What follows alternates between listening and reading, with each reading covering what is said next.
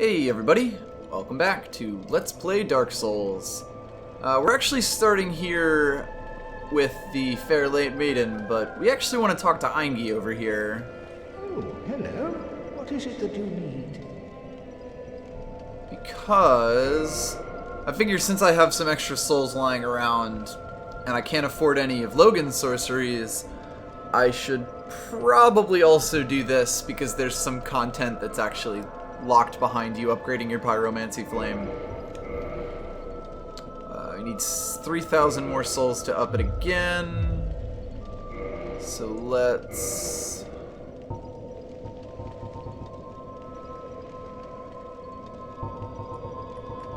How much does a brave warrior give us?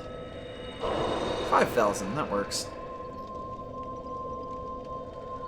It's always weird to me how sometimes prompts just don't like to show up, even in a place that you already had them. It's weird.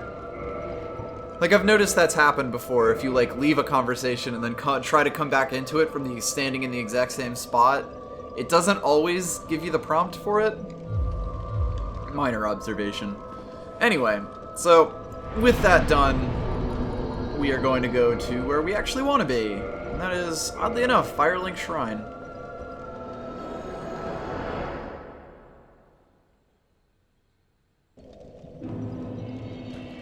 See, we've only seen it briefly, but there is a third path through Firelink Shrine, and it leads to actually a much later game area for reasons that will become obvious in the near future. Is this elevator still up? I don't even know. It is. Convenient. Because today we're actually going to the new Londo Ruins. Now, we're not going to be doing all of it for reasons. It's just that there's some things way later in the area that I really want to get before I do this, and before I do a lot of things like later in the game. It'll just make our lives much easier. One item in particular I'm thinking of.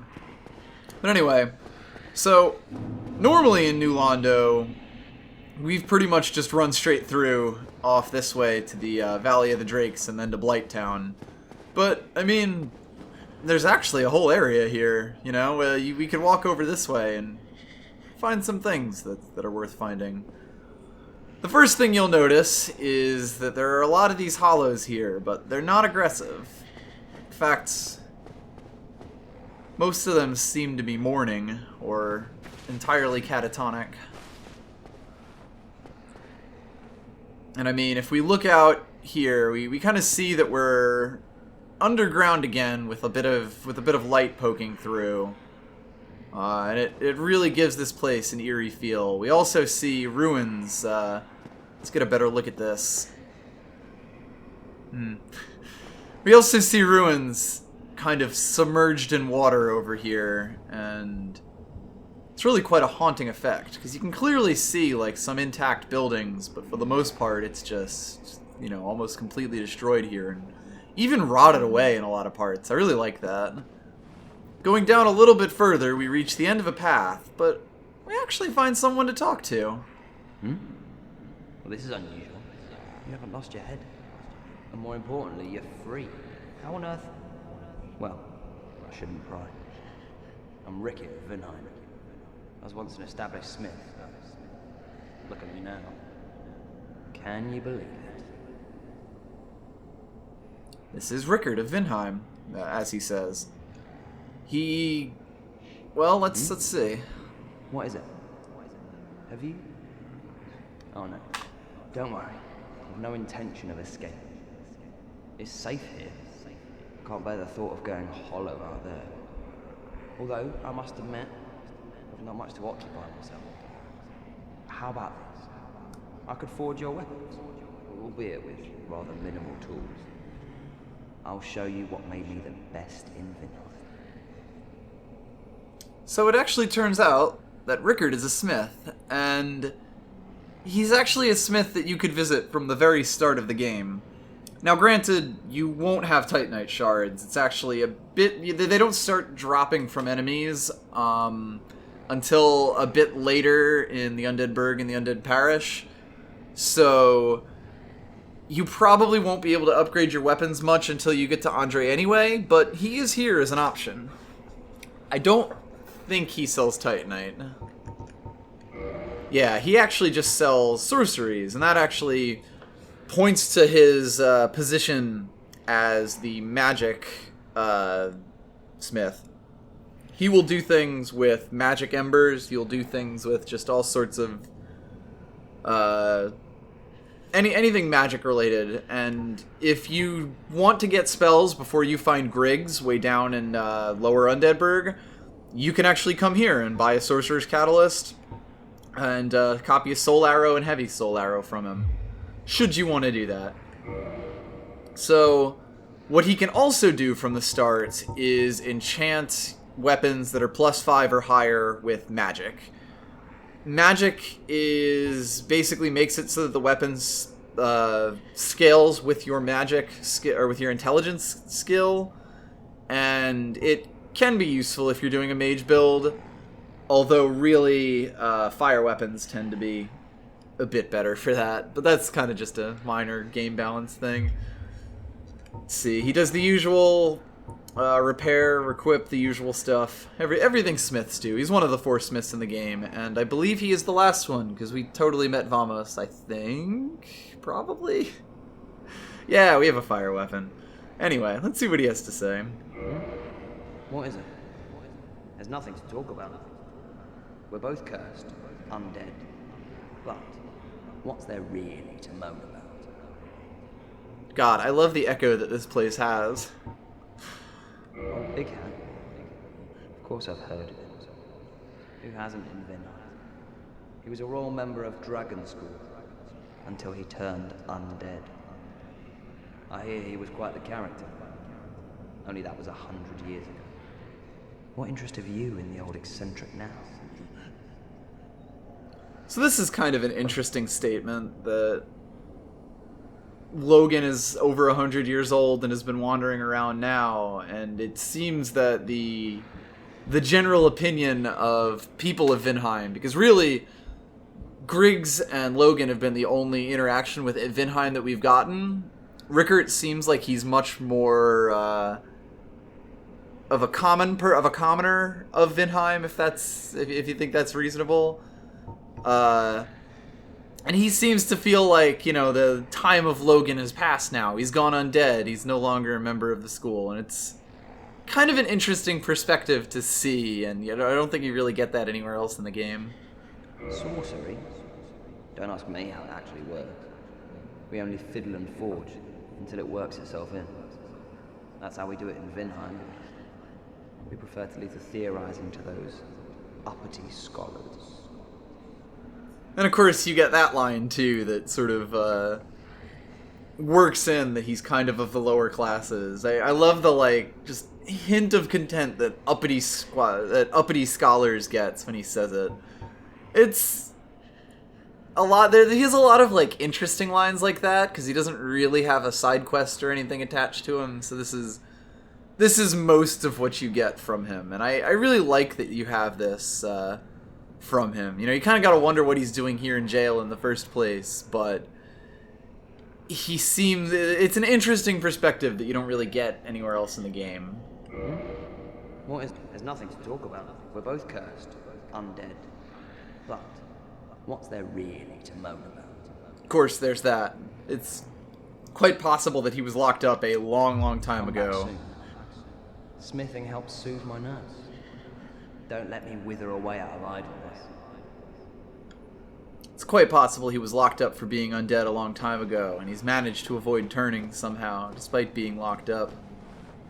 It's also interesting that he would prefer to just stay in his little hole where it's nice and safe, rather than go hollow out here, but then I suppose if this is your view from your cell, you're not exactly, you may not feel like you're missing that much, which is just fair enough. Anyway, there is one more path that leads out here, and it's over here, actually. Tears ahead. In fact, there seems to be a person standing under the torch there. A person that we might find familiar. So the crestfallen knight who happened to, who was around, at the start of the game, it turns out that the reason he disappeared was actually because he went hollow, unfortunately. Ow. He is actually a very aggressive hollow, but probably not able to do too much against our giant sword here. The last we ever heard from him was that he was not very much a fan of Framp, so you kind of have to wonder if he decided to do something about it indeed. We don't get anything from him, but we do get an S-Stock that we kind of take off the body that this hollow seems to be mourning over. I think that has an item description. Okay, I only have a crystal ember. Should really keep track of that a little better. Anyway, down here, yeah. The largest of the thrusting swords can pierce an armored knight in one thrust. The blade is also sharp, allowing slicing as well. Again, a very functional item description, but nice to have. So, we've kind of closed the book on the one who was our I guess first connection into this world. Let's see. There we go. This guy drops transient curses, and there's a very good reason for that. In fact, let's put those on real quick before wandering out onto this rickety bridge. I love how ramshackle all of this is. How, like, clearly this is built on, like, the top of a village here. Be wary of lava. And someone seems to have put up these ramshackle structures to connect what few buildings are left.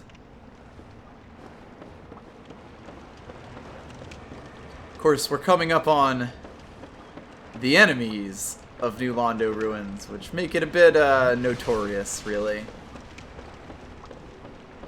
Because, these are the ghosts. You can't hurt them. There are several of them, and they do, you know, respectable amount of damage, and also have ridiculous amounts of reach. So, the thing about ghosts is that the only way to attack them is to be cursed. Also, if they hit you with that thing, I believe it does a fuck ton of damage.